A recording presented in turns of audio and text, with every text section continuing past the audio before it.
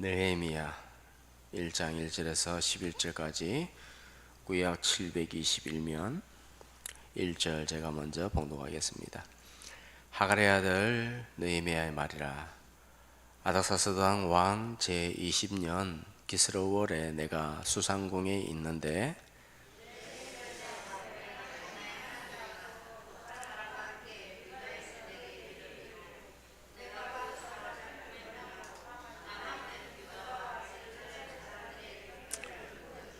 그들이 내게 와 이르되 사로잡힘을 면하고 남아있는 자들이 그 지방 거기에서 큰 환난을 당하고 능력을 받으며 예루살렘 성은 허물어지고 성문들은 불탔다 하는지라.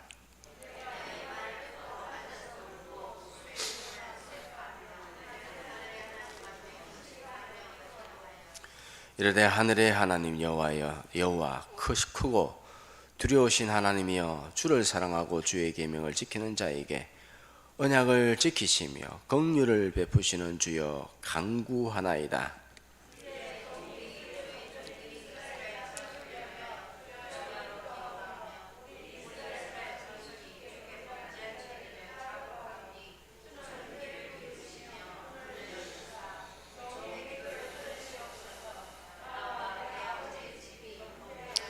주를 향하여 크게 악을 행하여 주께서 주의 종 모세에게 명령하신 계명과 율례와 규례를 지키지 아니하였나이다.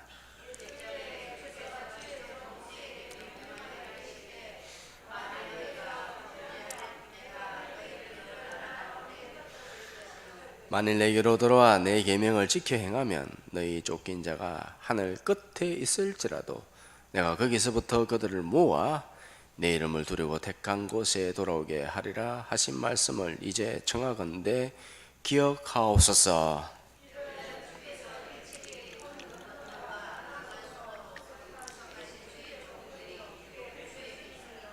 다같이 주여 구하오니 귀를 기울이사 종의 기도와 주의 이름을 경외하는 기뻐하는 종들의 기도를 들으시고 오늘 종이 형통하여 이 사람 앞에서 은혜를 입게 하옵소서 하였나니 그때 내가 왕의 술관원이 되었느니라. 아멘. 지금 세계적으로 큰 부흥이 일어나고 있습니다. 큰 부흥이 일어나고 있는데 에즈벨에 대한 지난주에도 잠시 언급을 드렸는데 잠시 동영상을 보도록 할 텐데요. 에즈벨에 대한 한번 보시기 바랍니다. But guys, look at this line is still wrapped around the entire campus, man. Wrapped around the campus, and I'm going to tell you why. The minute I walked in there, I mean, you could feel the presence out here, but I didn't even get to my seat. And you can feel the thickness of His glory. And I don't even know how to say it or how to explain it. But it was worth the flight and it was worth the drive, you know. And one thing the Lord told me, He goes, this is not for you to come and bask in it here. I'm releasing this to the entire nation. And I'm taking this back to my church, to my city, on the bus, on the plane, everywhere. So if you couldn't make it here, listen, don't be bitter and don't be a Debbie Downer and don't be trying to, say things that are just not okay. I'm going to tell you something. God wrecked me in there, man. And all I can say is this revival is just like bringing people back to their first love. Even when you think you're right and you think that you're doing it and you get in His presence and you're so undone, you're so unclean, when you get in Him, I'm telling you, man, you can be on top of the mountain. And when He shows up, you realize, man, you ain't even scratched the surface of who you're supposed to be. And so I'm telling you guys, man, I got people out there that are talking about, well, why you got to drive over there. I'm going to tell you, because what's right here ain't everywhere right now. What's right here, the same reason you drive 4 hours to come to Extreme or drive 5 hours to go to conferences, because when God releases certain places that are marked, people that are ordained to be there, they show up there. they show up there and they receive what God has. I'm going to tell you guys right now, it's crazy, man. It's crazy. The minute I walked in there, and you could just feel, you could see like a glory cloud over the top, and right above it all is a huge sign, and it says, "Holiness unto the Lord."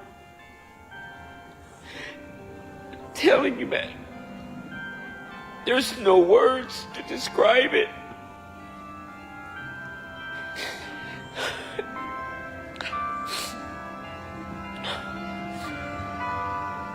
I don't even want to leave, but I got to catch a morning flight. I got a flock to feed.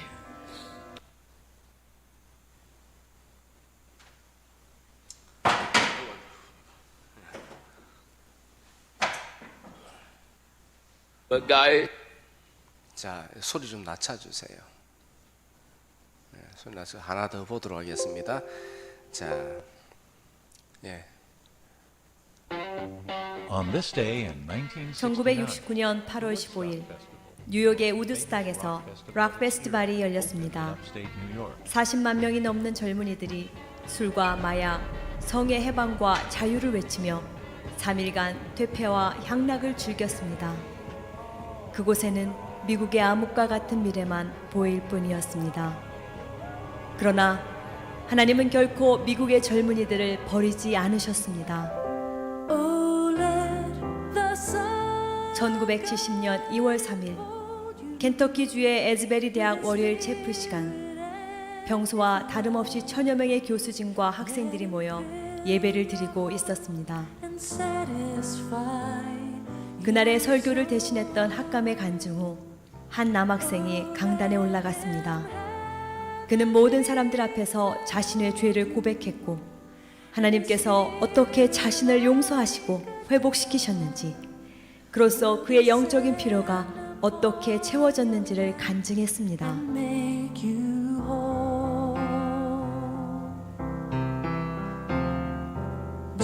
그 순간 성령께서 온 회중 가운데 역사하기 시작하셨습니다. 그들의 마음이 뜨거워졌고 눈에는 눈물이 흘렀습니다. 이어 계속해서 학생들이 올라와 마치 제단 앞에 마음을 토하는 것처럼 자신의 죄를 고백하고 회개하였고, 온 회중은 거룩한 하나님의 임재 앞에 하나가 되어 조용히 울면서 기도하고 찬양했습니다. 그리고 서로 자신이 잘못했던 사람들을 찾아가 진심으로 용서를 빌며 화해했습니다. 그런 성령의 강한 임재 속에 채플이 끝난 뒤에도 학생들은 자리를 뜨지 않아 학교 당국은 휴강을 하였고, 그 이후 185시간 동안 쉬지 않는 회개와 찬양과 기도의 불이 타올랐습니다.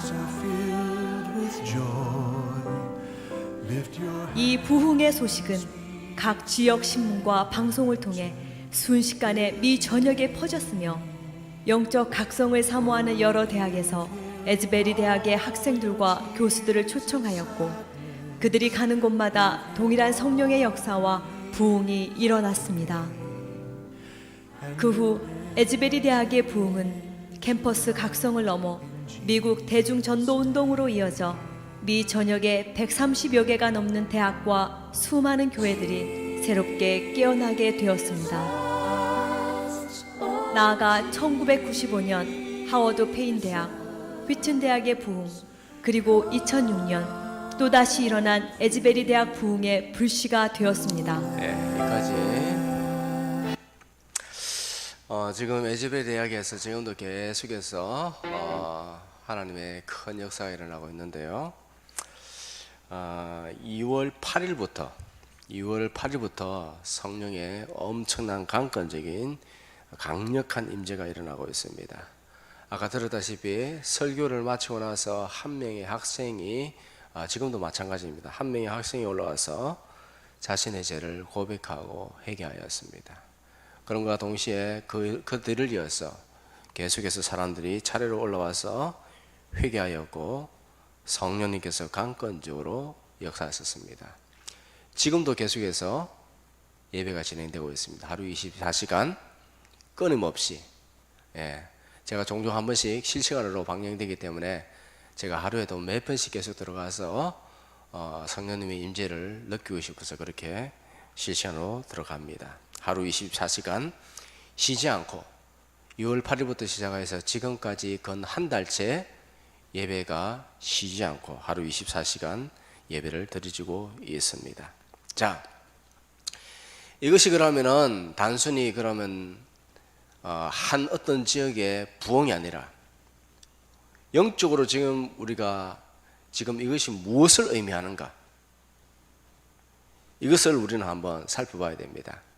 우리가 두 번째 동영상을 봤는데요. 두 번째 동영상에 보면은 1970년도에 부흥이 있었습니다. 그러고 나서 2006년도에 부흥이 한 번 더 있었습니다. 이걸 역사적으로 한번 고찰해 보고자 합니다.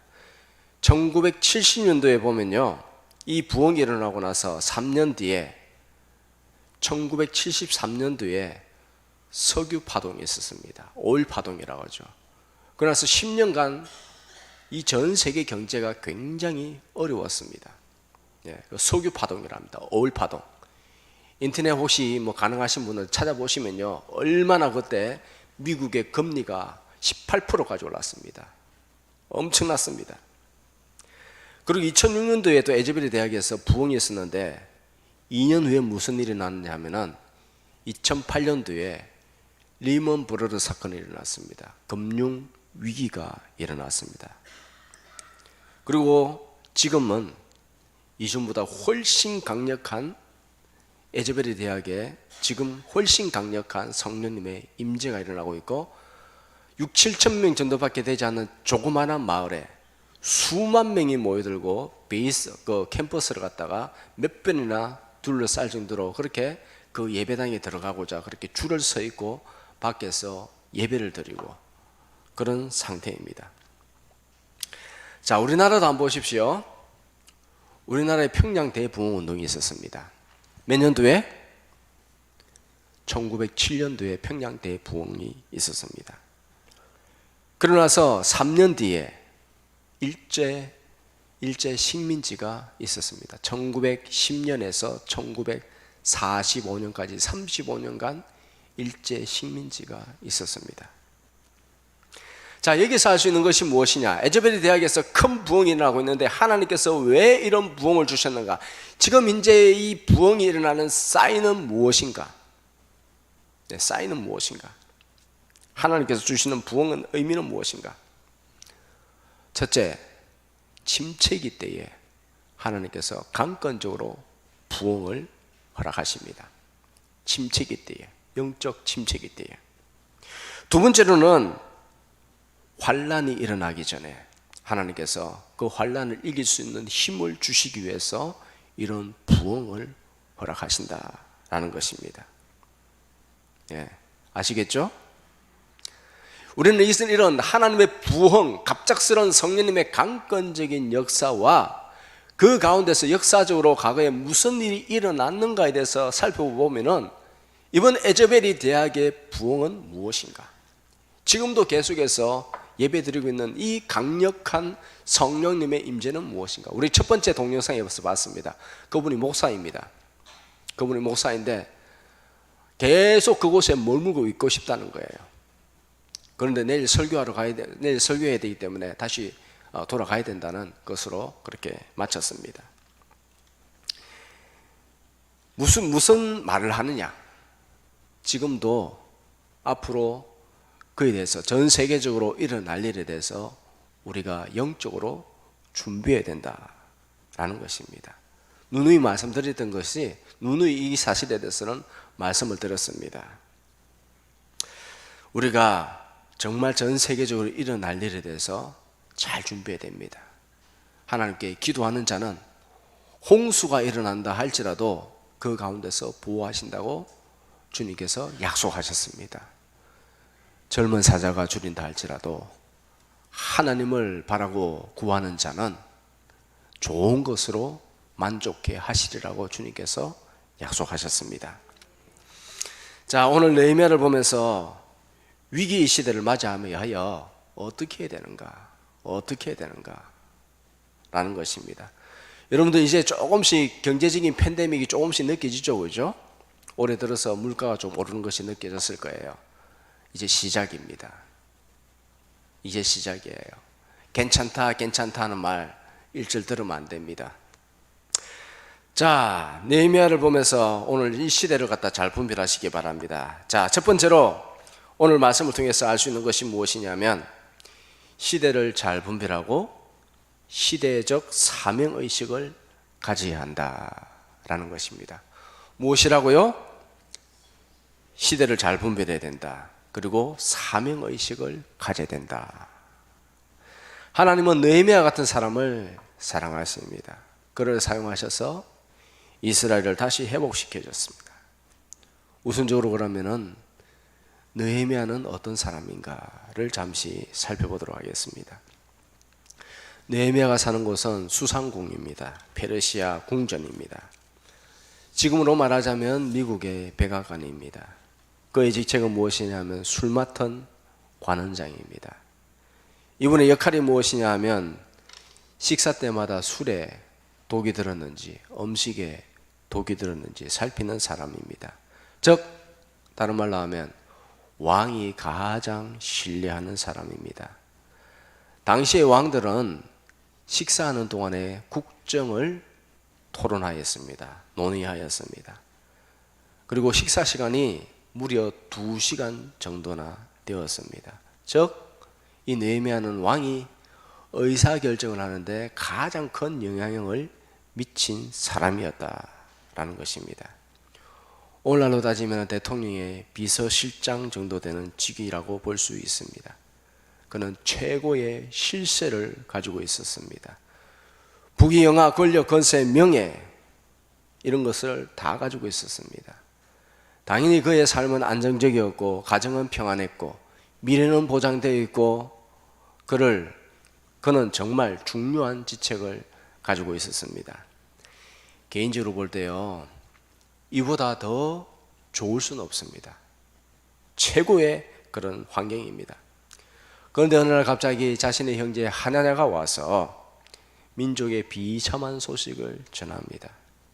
이스라엘 사람들이 환난을 당하고 예루살렘 성은 불타고 그리고 성문은 불타버렸다. 성전은 무너지고 성문은 불타버렸다 라는 소문을 들었습니다. 이 소문을 듣고 그는 수일 동안 금식하고 울며 기도하였습니다. 그는 민족의 고통을 자신의 고통으로 여겼습니다. 하나님은 이런 사람을 사랑하십니다. 느헤미야는요 하나님의 마음을 알았습니다. 하나님 마음을 이해했어요. 신앙의 본질이 뭐예요? 우리가 교회만 다니면 신앙생활 하는 겁니까? 신앙의 본질이 뭡니까? 성령을 통해서 하나님의 마음을 아는 것입니다. 우리를 향하신 하나님의 마음, 국가를 향하신 하나님의 마음, 교회를 향하신 하나님의 마음, 그 마음을 아는 것이 바로 신앙입니다. 그것이 주님과 동행하는 것이고 그것이 곧 에녹의 신앙입니다. 우리의 마음은요 주님의 마음을 알 수 있도록 그 코드를 맞추어야 됩니다. 우리는 하나님 마음, 나 자신을 향한 하나님의 마음은 무엇일까? 교회를 향한 하나님의 마음은 무엇일까? 한국 교회 전체를 향한 하나님의 마음은 무엇일까? 이 민족을 향한 하나님의 마음은 어떠하실까? 그 마음을 알아야 됩니다. 우리가 부인할 수 없는 것은 한국 교회, 한국 사회, 이 국가가 사실 엄청나게 무너져 있습니다. 영적으로 무너져 있고 도덕적으로 무너져 있고 속임이 있고 거짓이 있고 말만 하면은 정치인들은 거짓말로 가득 차 있고 백성들은 어떻습니까? 뭐 다릅니까? 그렇지 않습니다. 온갖 비방과 사기와 온갖 더러운 것으로 가득 차 있는 것이 우리의 상태입니다. 이런 사회를 봤을 때 하나님께서는 지금 우리를 향해서 어떤 마음을 가지고 계실까? 나는 하나님 앞에 얼마나 깨끗한 마음으로 하나님께 드리고자 하는 마음으로 그렇게 살아가고 있는가? 하나님께서 나를 보실 때 어떤 마음일까? 어떤 마음일까요? 우리는 하나님의 마음에 집중해야 됩니다. 하나님 마음의 코드를 맞추어야 됩니다. 오늘 이 시대의 가장 큰 특징이 무엇이냐? 이 시대의 가장 큰 특징이 무엇이냐면 다 자기의 뜻대로 이기주의가 너무 심하다라는 것입니다. 디모데후서 3장 1절에서 4절까지 말세의 때에 사람들이 어떤 모습이 될 것이라 라고 그렇게 이미 말씀하신 것이 있습니다. 자, 한번 다 같이 봉독하도록 하겠습니다. 시작. 너는 이것을 알라. 말세에 고통하는 때가 이르러 사람들이 자기 사랑하고 돈을 사랑하고 자랑하고 교만하고 비방하고 부모를 거역하고 감사하지 아니하며 거룩하지 아니하며 무정하고 원통함을 풀지 아니하고 무함하며 절제하지 못하고 사납고 선한 것을 좋아하지 아니하며 배신하고 조급하고 자만하고 쾌락을 사랑하기를 하나님 사랑하는 것보다 더하며. 자, 보십시오. 말세에 고통하는 때가 이른다는 것이에요. 말세에 무슨 때? 고통의 때는 고통의 때입니다. 그 이유가 무엇이냐? 제일 처음으로 말을 하는 것이 자기 사랑하고, 자기 사랑하는 방법이 뭐예요? 돈을 사랑하고 자기 이익을 쫓아서 자랑하고 교만하고 무정하고 원통함을 풀지 않고 사납다는 거예요. 배신을 잘합니다. 의리라고는 눈꽃만큼 조급합니다. 이런 말세 때가 세상 사람들도 지금 이 세상을 보면서 말세라고 말합니다. 말세 중에 말세의 지말이라고 그렇게 말합니다. 우리는 다 알고 있죠, 그죠? 나라와 나라가, 민족이 민족을, 지금 우러 전쟁도 지금 점점 더 어려워지고 있습니다. 우리는 이런 상황을 보면서 이 나라와 민족을 향하신 하나님의 마음은 무엇일까? 마음은 무엇일까? 그것을 우리는 집중해서 기도해야 됩니다. 나를 향해서는 하나님께서 마음이 어떠하실까? 기뻐하실까? 주님께서 받으실 만한 그런 나의 모습인가? 나라와 민족의 고통을 나의 고통으로, 교회에 대한 고통을 나의 고통으로, 주님 이 민족의 죄를, 교회의 죄를 용서하여 달라고 우리는 그런 마음을 가져야 됩니다. 진짜 성도라고 하면 한국 교회의 이 무너져 있는 영적인 현실을 바라보고 잠자고 있는 이런 상태를 바라보고 하나님의 마음으로 우리는 애통하면서 기도해야 됩니다. 어떻게? 속히 깨어나게 하여 주시옵소서. 왜? 깨어나지 않으면 환난 가운데 들어가게 되어 있습니다. 제가 처음에 에즈벨에 대해서 그렇게 말씀드리는 이유는 무엇인가? 단순히 부흥이 아닙니다. 물론 부흥 자체로 너무 귀중한 것이죠.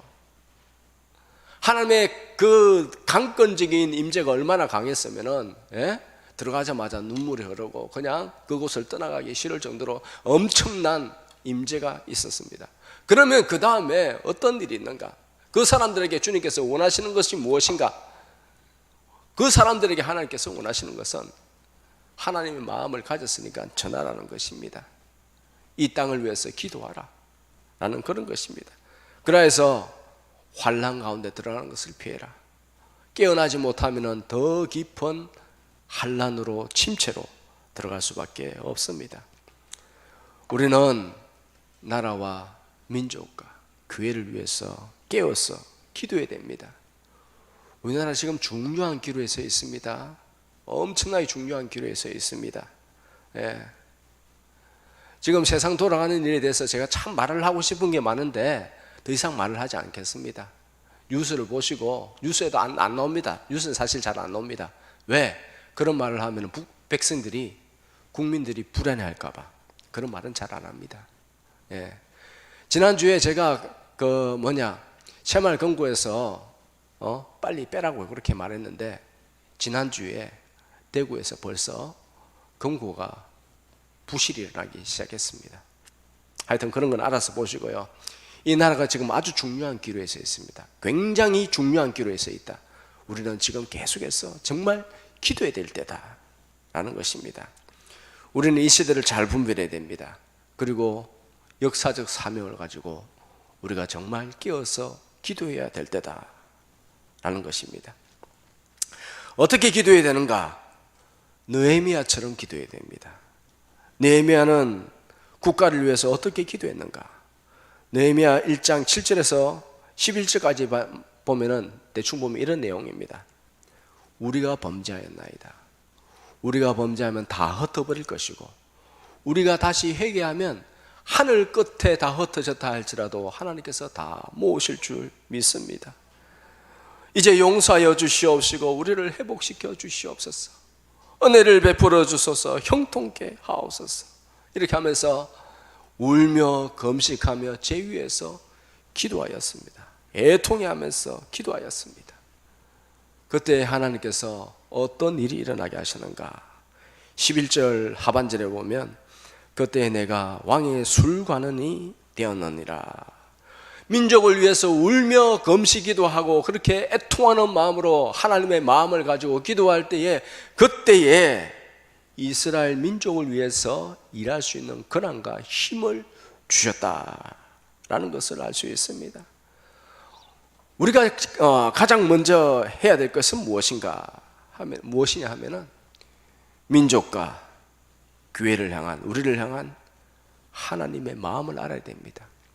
그리고 그 마음으로 애통하며 기도해야 됩니다. 애통하며 기도해야 됩니다. 하나님은 그런 사람을 사랑하십니다. 그런 사람을 보호하십니다.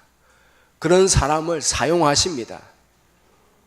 우리가 기도해야 될 것이 무엇이냐? 하나님 마음을 알게 하여 주옵소서. 하나님 마음으로 기도하게 하여 주시옵소서. 두 번째로 기도의 중보자가 되어야 됩니다. 영적 파수꾼이 되어야 됩니다. 느헤미야가 소식을 들었습니다. 이스라엘 형제들이 큰 환난을 당하고 예루살렘 성은 무너지고 성문은 불탔나이다. 이런 소식을 들었습니다. 그는 민족을 위해서 수일 동안 금식하며 제 위에서 기도하였습니다. 그는 말씀을 생각하며 죄를 자복하고 기도하였습니다. 어떻게 하며? 말씀을 생각하며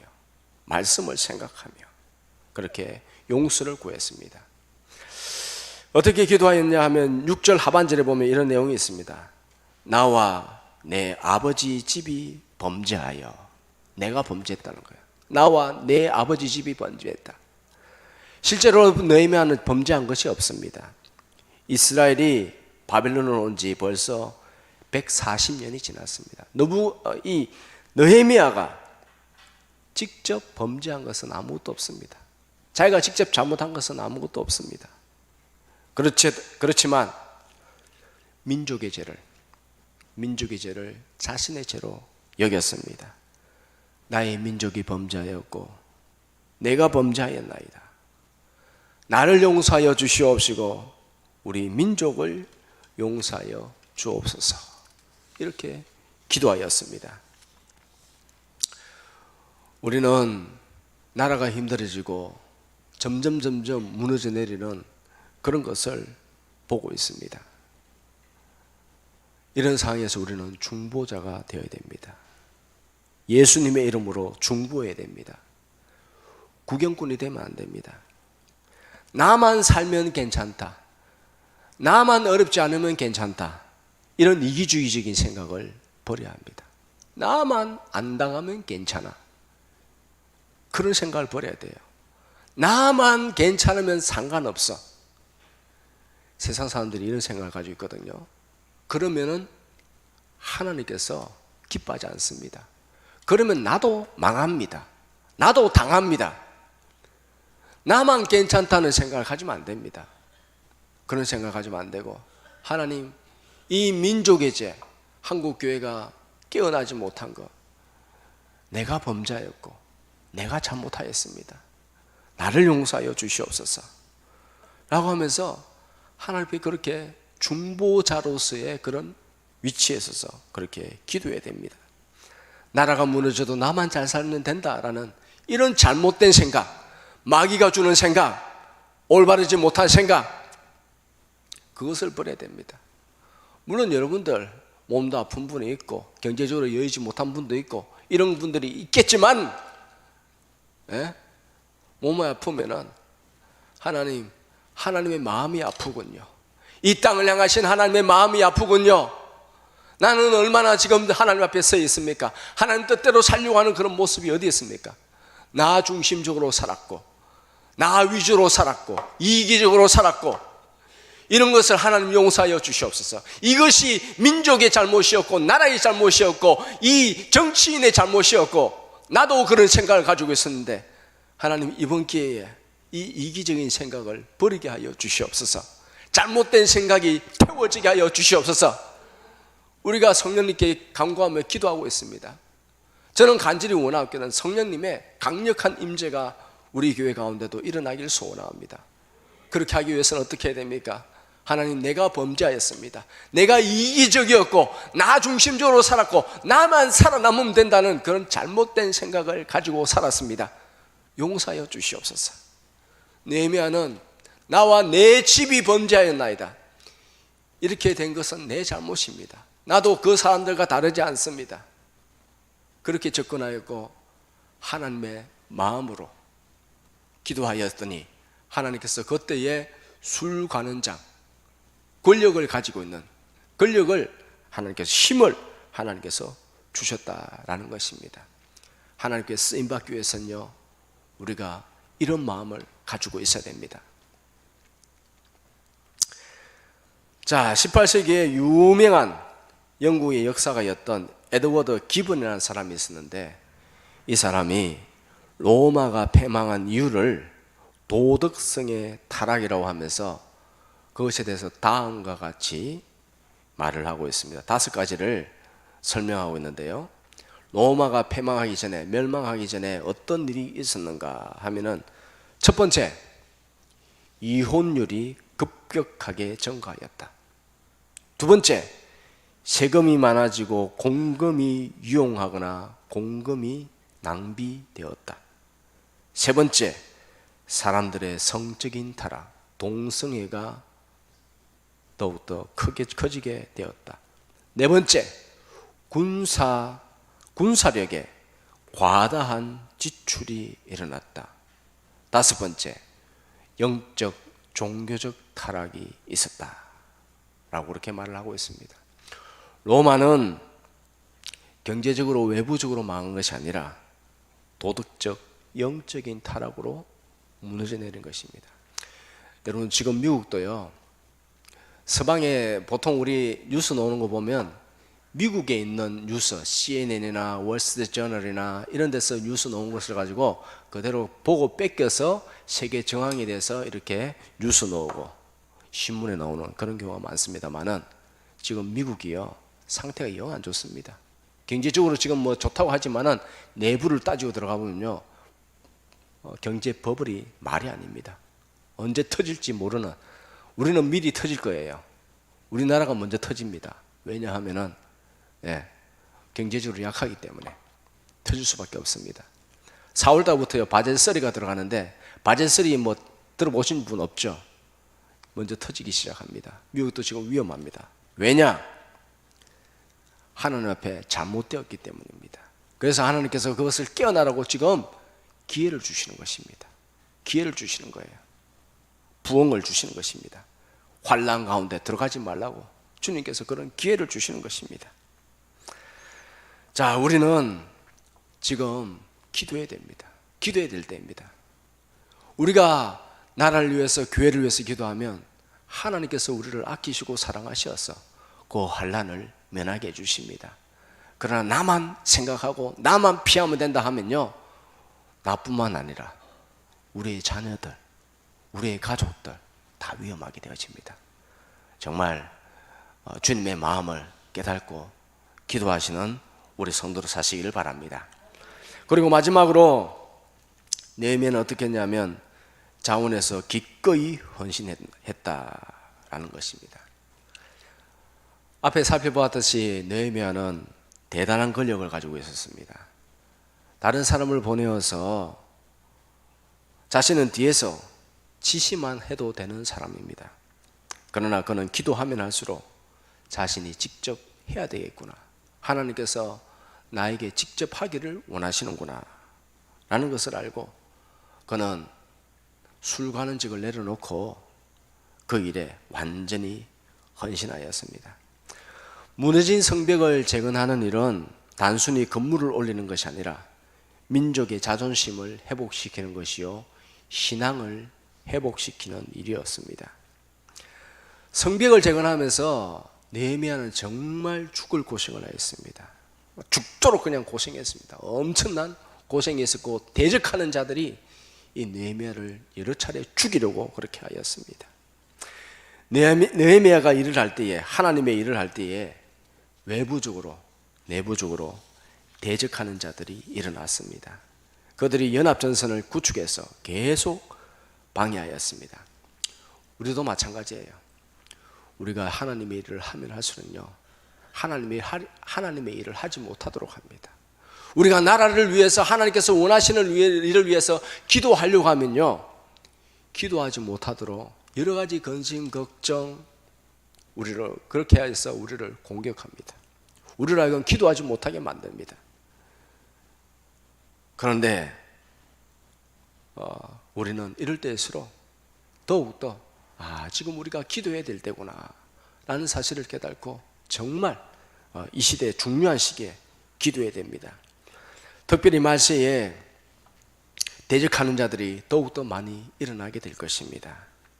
이럴 때일수록 더욱 모이기를 힘쓰며 기도하시기를 축복합니다. 특별히 말세에 이런 일은 더욱더 그런데요, 말씀을 마치도록 하겠습니다.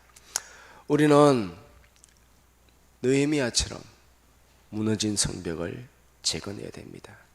우리나라 정치, 경제, 도덕, 문화, 안보, 외교 어디 하나 성한 곳이 없습니다.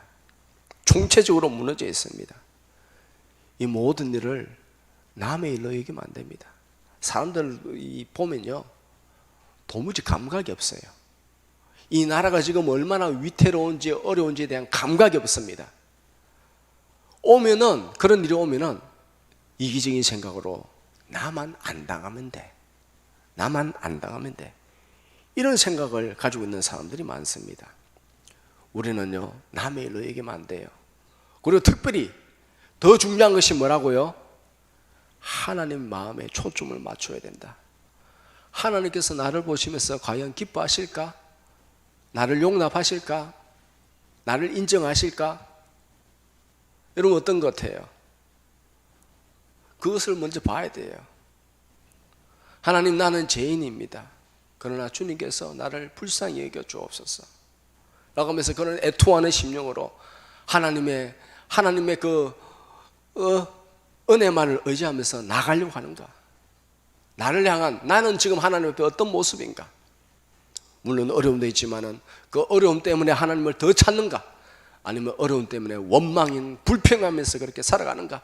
나는 지금 하나님 앞에 어떤 모습을 가지고 있는가? 하나님께서 우리를 사랑하십니다. 근심 걱정 다 버리십시오. 걱정하지 마십시오.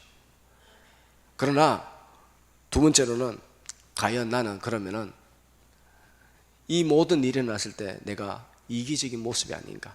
남의 일로 여기지 않는가? 라는 것입니다.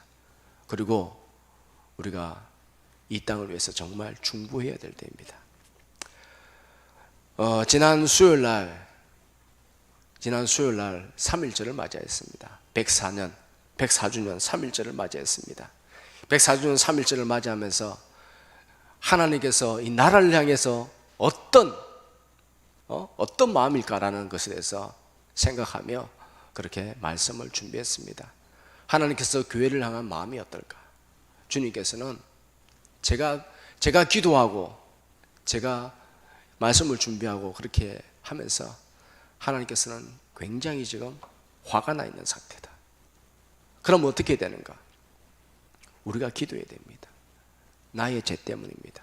내가 잘못했습니다. 불쌍히 여겨 주옵소서. 역대하 7장 14절 다 같이 시작.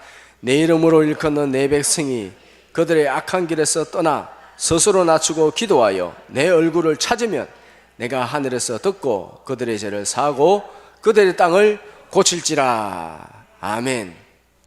사순절 기간 우리의 죄를 갖다 잘 살펴야 합니다. 특별히 누누이 말씀드렸다시피 습관적인 죄, 죄를 죄로 여기지 않는 그런 상태, 그 죄가 무엇인지 이번에 완전히 좀 깨닫고 뿌리 뽑읍시다. 완전히 이번에는 뿌리를 뽑아야 돼요. 오랫동안 그렇게 생각해왔기 때문에 그것이 잘못된 것인지도 모르는 생각들, 그거를 갖다가 뿌리 뽑아야 됩니다. 주님 앞에 그 밝은 빛으로 나가야 돼요. 나의 어두운 마음을 갖다 비춰주시사 잘못된 모든 것들이 다 드러나게 하여 주시옵소서. 깨닫게 하여 주시옵소서. 이번에 주님의 능력 의지하여서 이번에 다 뽑아버리기를 소원합니다. 그래야 하나님께서 인정하시는 사람 되어지는 거예요. 이전대로 해왔던 데서 뭐 회개하면 된다고 그렇게 하지만 제대로 회개도 하지 않고 돌이키지도 않고 잘못된 거 뿌리 뽑아버리고 싸우려고도 하지 않고, 그건 안 됩니다. 하나님 앞에 주님께서 원하시는 모습으로 우리가 서야 될 줄 믿습니다. 이번에 그렇게 합시다. 그리고 나 자신을 탈피하여서 이 나라의 제약을 두고 우리가 회개하는 시간 가집시다. 이 나라가 정말 말하기도 싫을 정도예요. 나를 위해서 더욱더 깨어서 기도하고, 그리고 주님 오실 때까지 잠들지 않는 그런 성도로서 사시기를 주님의 이름으로 축복합니다. 기도하겠습니다. 하나님 아버지여, 우리를 정결케 하여 주시옵소서. 사람이 귀를 즐겁게 하는 달콤한 말만 듣기를 원하는 그런 마음이 아니라 하나님 아버지, 내 마음에 말씀하여 주시옵소서. 주님이 원하시는 그런 성도로서 서게 하여 주시옵소서. 하나님의 마음을 알게 하여 주시옵소서. 이 땅을 향하신 하나님의 마음을 알게 하여 주시옵소서. 나라가 없으면 나 자신도 없습니다. 이 나라가 잘못된 것을 보면서 애통해하고 고통스러워하고 기도하는 우리 성도들 되게 하여 주시옵소서. 영적 파수꾼이 되게 하여 주시옵소서. 중보자로서 살아가게 하여 주시옵소서. 주님이 이 나라 가운데, 세상 가운데 일을 행하실 때에 주님, 저희들을 불쌍히 여겨 주시옵소서. 홍수가 일어난다 할지라도 주님, 저희들을 보호하여 주시옵소서. 주님, 불쌍히 여겨 주시옵소서. 하나님, 그리고 결단합니다. 정말 결단합니다. 하나님의 마음으로 기도하게 하여 주시옵소서. 예수님의 이름으로 기도드립니다. 아멘.